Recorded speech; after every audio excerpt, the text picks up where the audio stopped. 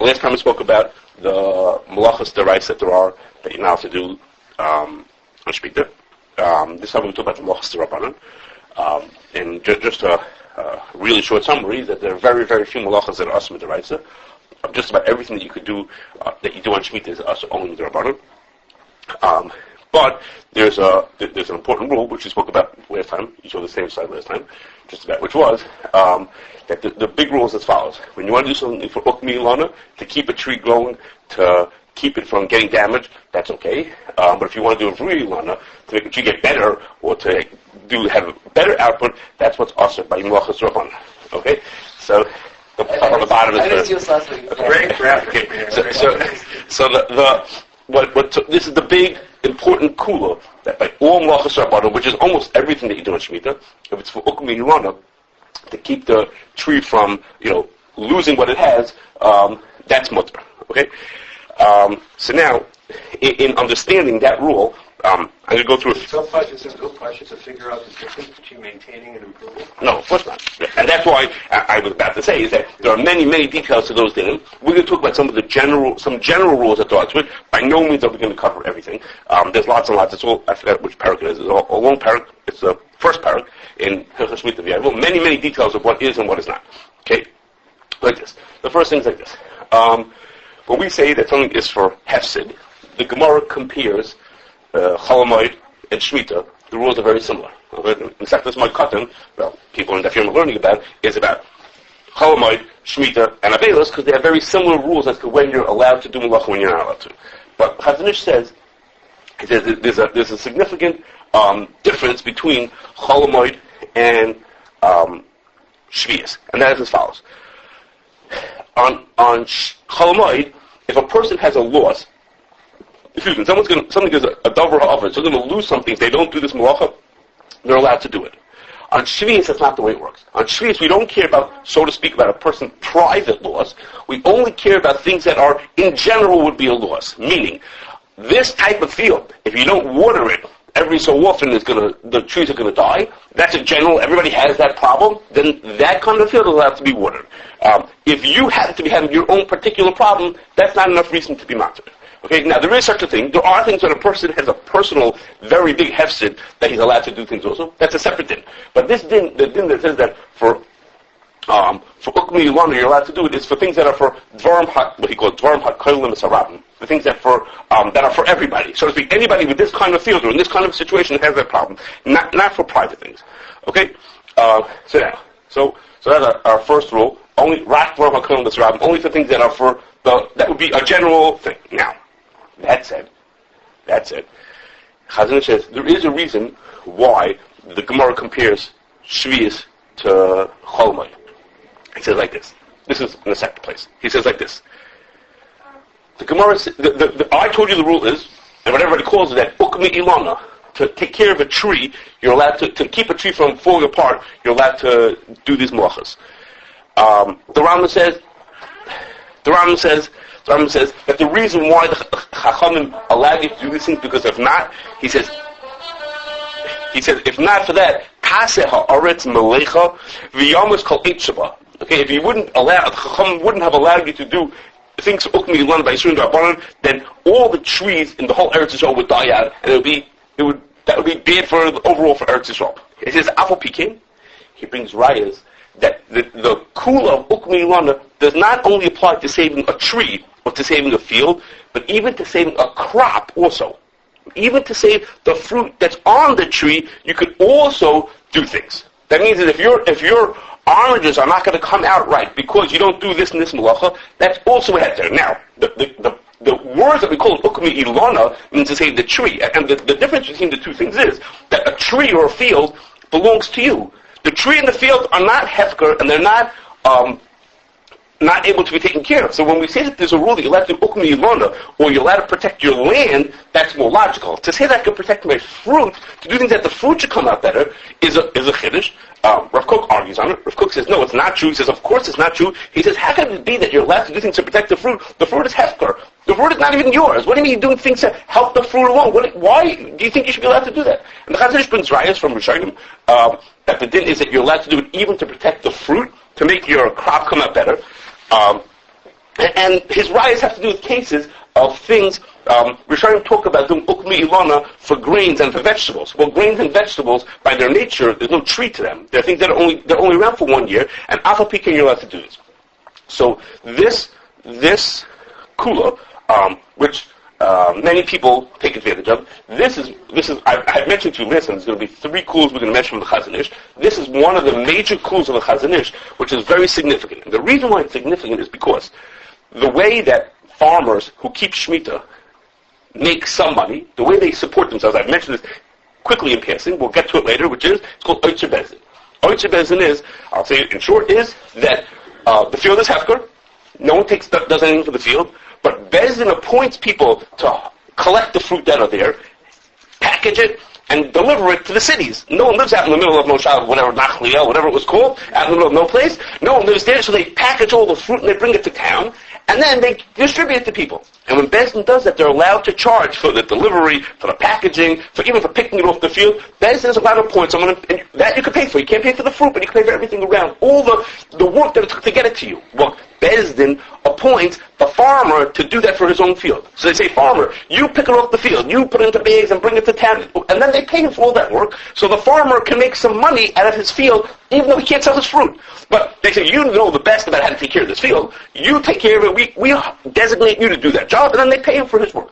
So Bezdin pays him. Well, but Bezdin doesn't. They collect money from people. They charge $1 a pound for the oranges, and they give the $1 to the person. And they say to him, we're paying you for your picking and for your delivery and for your packaging. What are you doing? What? I guess we get to it, right? We're going to get to that. Technical? Yeah, we'll get to it. When we talk about Oitzer, we have some time for that. It's like the 5th or 6th topic. I don't remember what it is. We have some time for it. But it's no, the Bezin.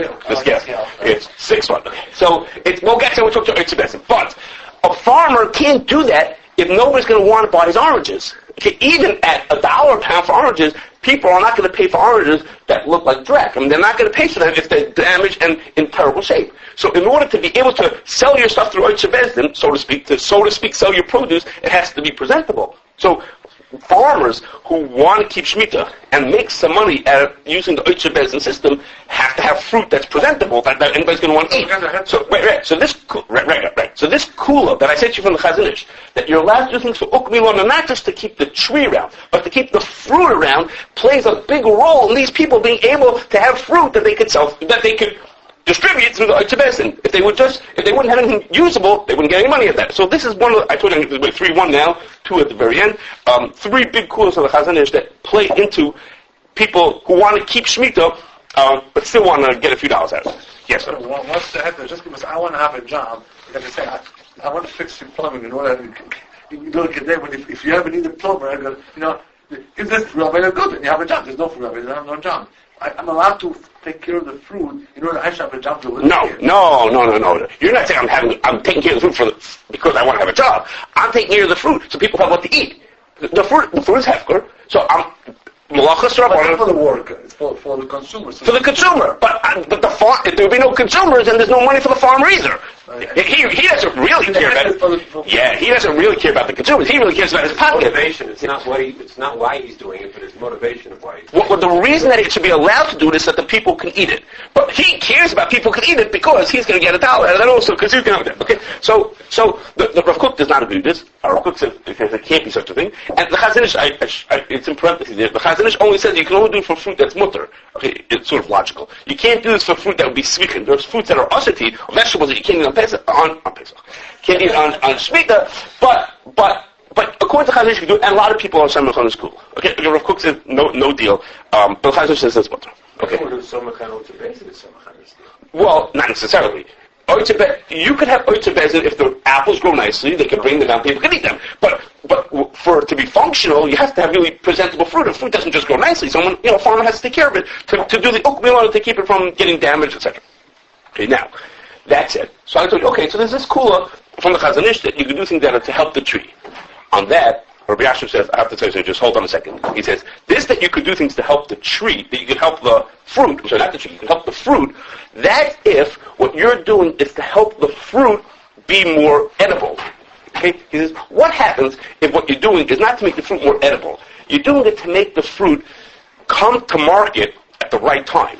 Okay, you want it to come to market at a time that is really financially beneficial for it to come to market. So now, all of a sudden, you're not doing it for the fruit. Now you're doing it for your own pocketbook, but sort of what David was hinting at before, then you're not allowed to do that. He says, what happens another thing? Let's say you're doing it not for the fruit and not for the time, but he says, let's say you want to do it, you want to make sure your esrog doesn't have any blemishes in it that will make it possible for an esrog. But it doesn't do eating it. You just want to make it look more beautiful because for a mitzvah, it's going to look better. This will be, it'll be more desirable for the mitzvah. But it has nothing to do with eating. That's also not mutter. What you're allowed to do is to make it the food more available for eating. If you're doing it for business purposes, you're doing it to make your thing more kosher for a mitzvah, you're not allowed to do that. That's his example. He says if you're putting netting around the trees to help protect the fruit from getting damaged, that's okay. If you're putting netting around the trees to keep the esrog from getting banged up in a way that will make it not as kosher for a mitzvah, that you're not allowed to do. There's a lot more categories than ukmi and a rui. Well, the details, except for ukmi Osir, I'm going to talk that in PSC in a second. Okay, so that's a good question. I'm going to get to it. But you can go take a hefker esrog and use it for your mitzvah. You could use it. The question is, could you do Melachos D'rabannan to make the esrog be more beautiful? Could you do that? But isn't using the esrog in the mitzvah and sukkahs isn't the equivalent of consuming that esrog? You're saying no. The only doctor talks about only to do things that will help you to eat. Correct. Correct. To be able to eat. Even though it's a mitzvah to do, and it's the same word. Whatever I don't doing to the apple tree, doing to the esrog tree. Correct. But because one has an ultimate not consumed by eating, one is the other one has to be consumed in a mitzvah. Well, it's not consumed in a mitzvah. It's just used in a mitzvah. That's not correct. Correct. Now, Rabbi Yasha says, even though he said this, what I just said was in essence is a chumrah. He says that's only true by foods. He says if you have something that's not meant for eating at all, he says like flowers. We'll talk about flowers one day.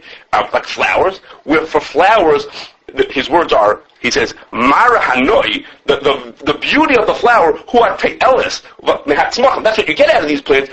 He says, Uki'ilu ha'pri shagan hanoi. It's like as if the produce of a garden is how beautiful the flowers is. So for that, you can do ukmilana to make the flowers look pretty. If what you're ukmilana will make them look pretty, that's okay. But when you're talking about a fruit that's an edible item, an edible item, then you can't do it for the mara, for how it looks, unless it has to do with the eating. Yes, what do you want to say? Yeah, people, esrogim are born in Israel for food or for the mitzvah? But they are food. They are food. Whether you choose to eat it or not, that's, but make it for jelly. Okay, fine. It's like potatoes, if we're talking about dehydrated potatoes, what bracha they write. So if the potatoes are specifically grown for it to be whatever it is, and they get like your right. bracha by dhamma. So esrogim are grown specifically for just like this. Is how it's okay. Okay, fine. Okay, I'm skipping the next thing. Okay, you can look it on the board if you can.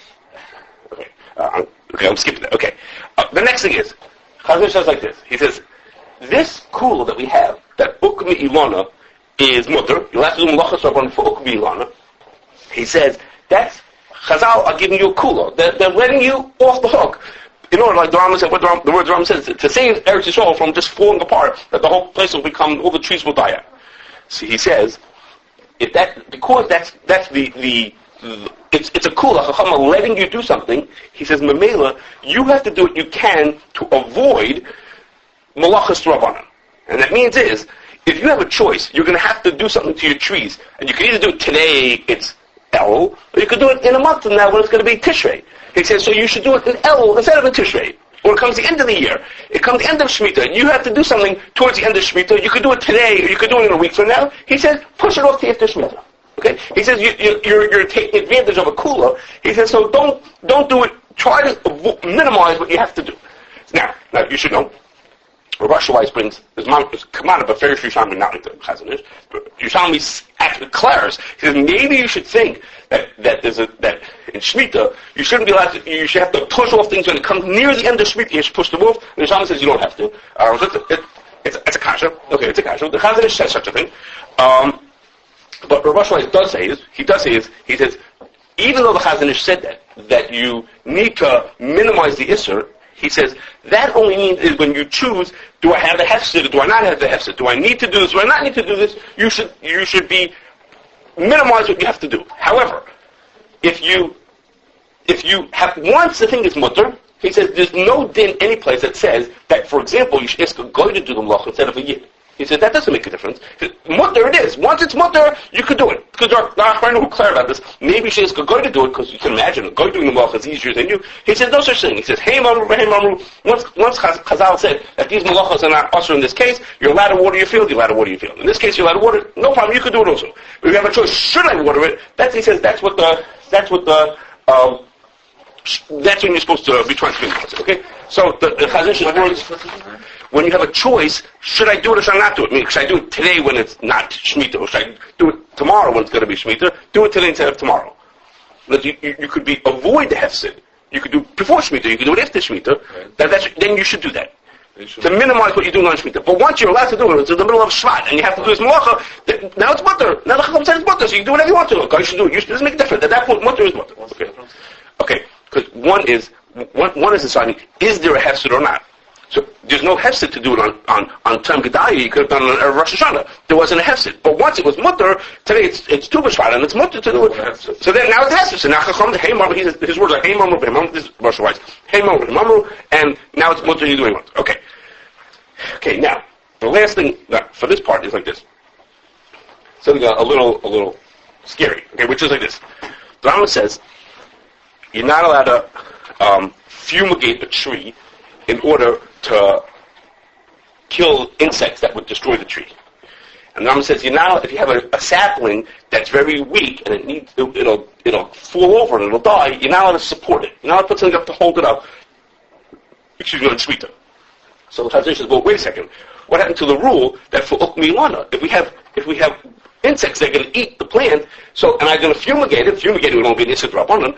He says, so why can't I do that to ukmilana, to keep the animals from eating the plant? Or why can't I keep the tree from keeling over? I'm going to support it. So the Chazal says a rule. The Chazal says a rule that hacha, in these cases, he says, mechse tvei ka'avodah. What you're doing looks more like avodah, like malacha, and therefore it's usher. Okay? And the Chazal doesn't tell us what that means. And Chaim Kanievsky says, well, now what do I do? You just told me that there are some things that look worse. He says, what exactly looks worse about fumigating than watering, or a bunch of other malachas that are all over the place that you're allowed to do? He says, if you give me this rule that if it looks worse like avodah, I can't do it, now I'm finished. Because now I can't do anything except for what it says in the Gemara. I mean, except for the specific cases. How am I ever going to know which is mechsek tvei ka'avodah, which one is not? Fumigating, we would have guessed that was okay. We would have guessed that killing the bugs from getting attacked in your tree, that would have thought was mutter to us. He says, so what's the rule? The Chazal just sort of left us hanging. Says the things that look worse, those are the things that are also. He's like, what are we supposed to do with it then? What are we supposed to do with that rule? He says the rule, and it cripples us. We makes us not be able to ever apply the din, except for the very specific cases that the Gemara gave. So he says, listen, first of all, he brings Rishonim about another pshat in those dinim. Okay? Why those things are also. Those are Gemaras that they're also. He has other pshatim why that shemut. And then he says his own pshat. He says maybe it's not because it's mechsek tvei ka'avodah. He says maybe the rule of mechsek tvei ka'avodah means is if you're doing malacha in the tree, that looks worse. And you only allowed to do malacha in the ground. Okay, you're allowed to water the ground, but doing something in the tree, like fumigating the tree, maybe that's what's mechsek tvei ka'avodah. He's not very convinced. He wants to say pshat. It's a little complicated. I'm going to say it in short. It has to do with what Yossi said before, which is like this. He says, if I have something that's ukmi ilana, that thing is not usher at all. If I have something that's for avuri ilana, to help the tree to make it grow better, that's usher. So he says, if it's ukmi, what happens if we have both of them simultaneously? What if I have ukmi one and avuri ilana? What I'm doing is going to prevent damage and help the tree at the same time. What do I do now if I have those together?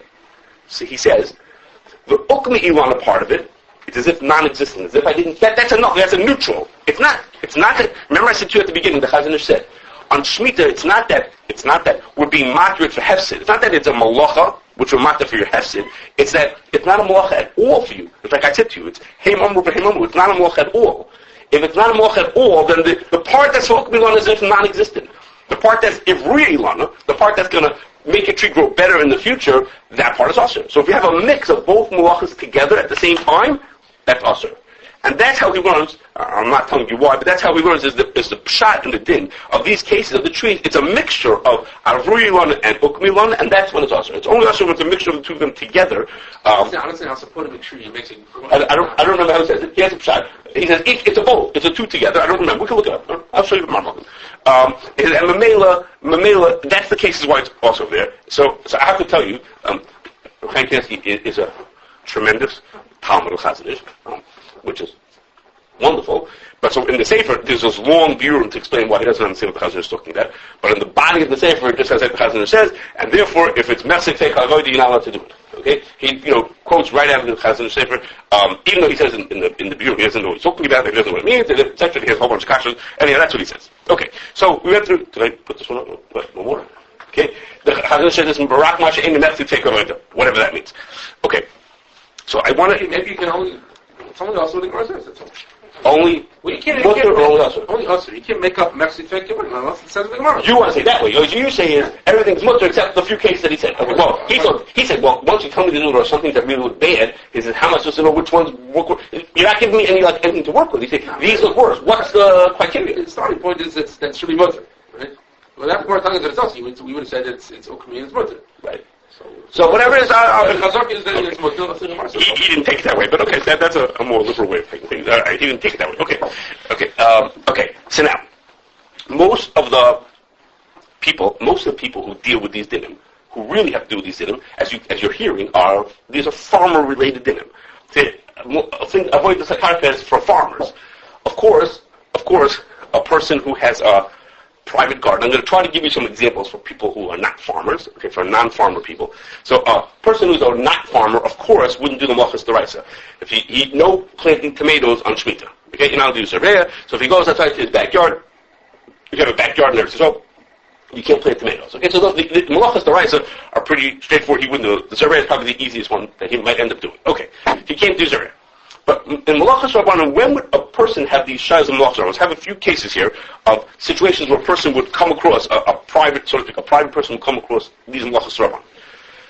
Like this. I mentioned a few times, it's like the prime example of what ukmi ilana you're allowed to do is watering things.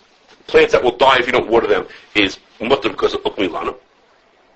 So a person who has a garden, who wants to water his garden, has to know these dinim to be able to know when is it ukmi and when is it ifruye for watering his things. If he's watering improperly, it's a tov of zereh. You're not allowed to do it. It's a kind of encouraging planting, so it's a Melachos D'rabannan of zereh. So you have to know what he's doing.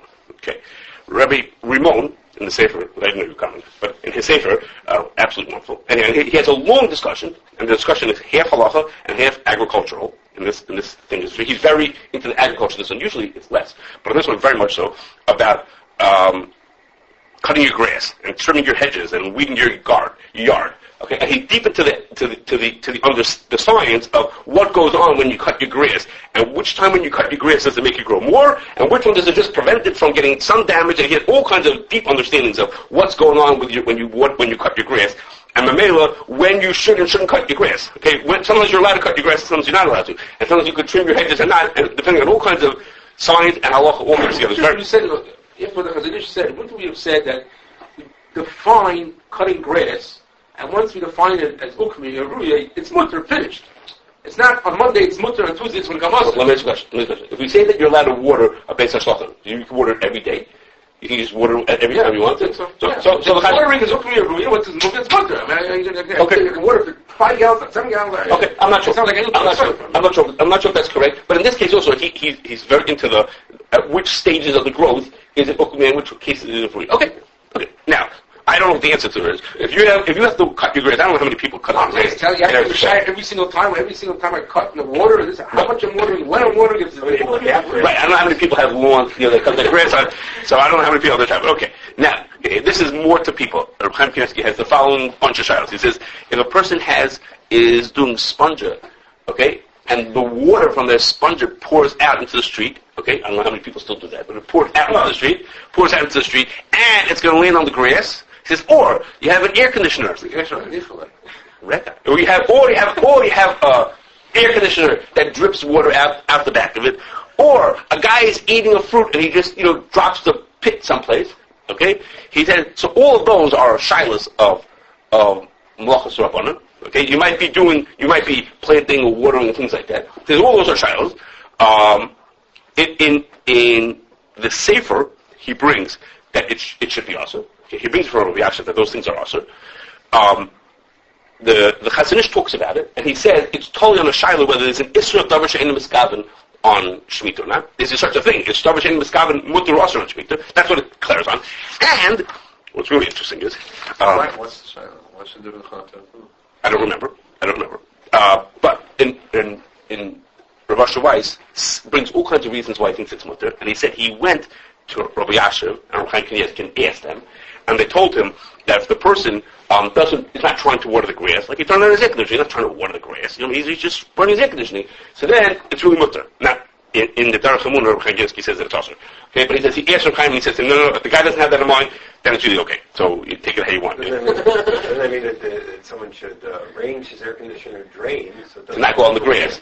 Right. Well, he said if it goes onto the dirt, this was the hefsher. if it goes onto dirt that has no grass, if it goes onto places that nothing grows on, like just dirt, that would be okay. But if it goes down into a sidewalk that goes into a sewer, that's okay. That's okay. But if it goes into someone's garden or someone's backyard, which has stuff growing, ultimately it could be watering the ground. Right. Okay. So the whole thing is a global, right?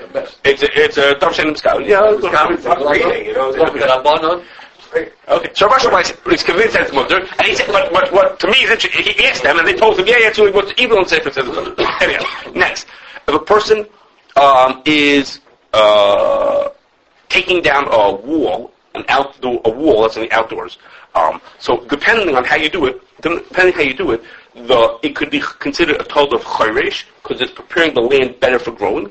Okay, so there's dinim in Parak Beis, about how you do that. And there's also dinim about people that are raking and collecting firewood or clearing things away from your yard. Again, all those things are potentially chayresh. Chayresh means that you do things to make the land better for growing.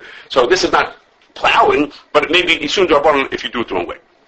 Okay, the same thing goes in the second parak. Tom talks about if a person digging, okay, when he's building, when another din is a person's making a landfill. All these kind of cases, if you do it the wrong way, you're doing a malacha d'rabannan, or you look like you're doing a malacha, and if you do it the wrong way, then it's usher.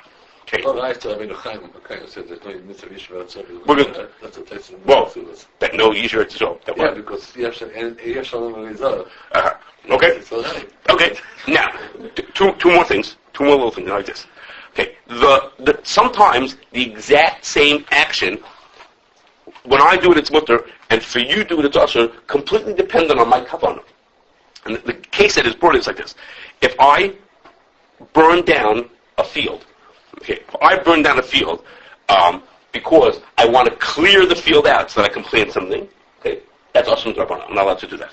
If I burn a field down because there are snakes crawling through the field and I want to kill the snakes or give them no place to live, then that's mutter. We both did the same thing. Both of us burnt the field down, but my kavanah was one thing and yours was different, and therefore it's mutter also.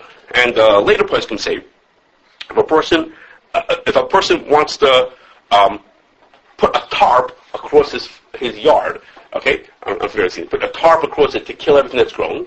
So it depends. If you're doing it because you want to kill what's growing there, that's fine. There's no issur on Shemittah to kill the produce, if it's not edible, to just kill what's growing there. But if I did it because I want to kill what's there so that tomorrow I can plant fresh grass or something else over there, then you're not to do that. That's chayresh, that's preparing the ground for growth. Okay, the last thing is like this. If one of the malachas... Is that really called a chayresh of Shabbos? I don't know. Killing my bird, killing my bird? Is it a malacha on Shabbos also? If I'm doing it in order to make the land... Chayresh means making the land suited for planting. That's what chayresh is. It's got to be loosening the soil in some way. Why is it loosening the soil? Anything making ready for planting? Well, to prepare the ground, I don't remember all the cases in chayresh, but that's a... Okay, last thing is, there's one malacha that's different. One of the 5 or 6 that we mentioned last time, the Melachos D'rabannan, is worse than all the rest of them. And that is different than all the rest of them. That's the malacha of the zomer. Okay, that's pruning grapevines. Okay, the Melachos D'rabannan is pruning grapevines, and the Melachos D'rabannan would be to prune anything else. Okay, and that is like this. This is what Chazon says. He says, pruning does not mean cutting off branches off a tree. He says pruning is strategically cutting off branches off a tree. That means it's only considered to be pruning if you're doing it in a very specific way with the plan to make a tree grow better. Okay? If you water something, or if you plant the seed, it's zareh no matter what you did. It doesn't make a difference. But because it accomplishes the goal. But pruning is not like that. Pruning means to prune it with planning and with understanding of this is what has to be cut and this is what doesn't have to be cut in order to make it grow better. He says, he says, and therefore, if a person cuts randomly, each time he's cutting things away, that is not zareh. He said that's not zoymer, and he says that even for the deraisa, even when we're talking about a potential mocha deraisa of grape trees, it's still not deraisa. And mamela, if he says, he had two cases. One is a person wants to cut down branches for schach. Okay, he wants to trim branches so he can have schach. He says now, if he knew what he was doing, he might do that in a way that will help the plant grow. But the guy who's cutting for schach, he's just chopping away. He's just chopping branches away. It's obvious that person is not being zoymer, and that person will have to do, even if it will be a grapevine. I mean, I don't think anybody cut grapevines for schach, but even if it will be a deraisa, you'd be allowed to cut it. And similarly, by his shul, they want to trim away branches. They would do branches growing into the walkway. Okay, and you couldn't get into shul. Okay, so they asked if you're allowed to trim those away on Shemittah. And he said, yeah, not a problem. You can cut them away on Shemittah because the guy is maybe a Zaymer. He says, it's not Zaymer. The guy's just taking out, just an electrical and just cutting it down, whatever's near the sidewalk. He's not doing it with any. Now, if that would have been a different malacha, we wouldn't say that. Zaymer, by its nature, means you're doing it with planning and with trying to make the plant grow better. He doesn't just randomly cutting things or cutting things with some other kavanah. It's not Zaymer. I don't know how that applies to the municipal workers, before Sukkot every year, they cut the fronds, or whatever you call them, off the palm trees, and they lay them out in the street for people to take for schach. So maybe those people know what they're doing. Maybe those people who cut, if they cut in Shemittah, maybe those people are being zoymer. I mean, they're cutting it in a way that make the tree grow better. I don't know if they know what they're doing or they just randomly cut. But for regular people, for people who just stop cutting just because it's getting in your way, this branch is going into your yard, he says that's not an issur.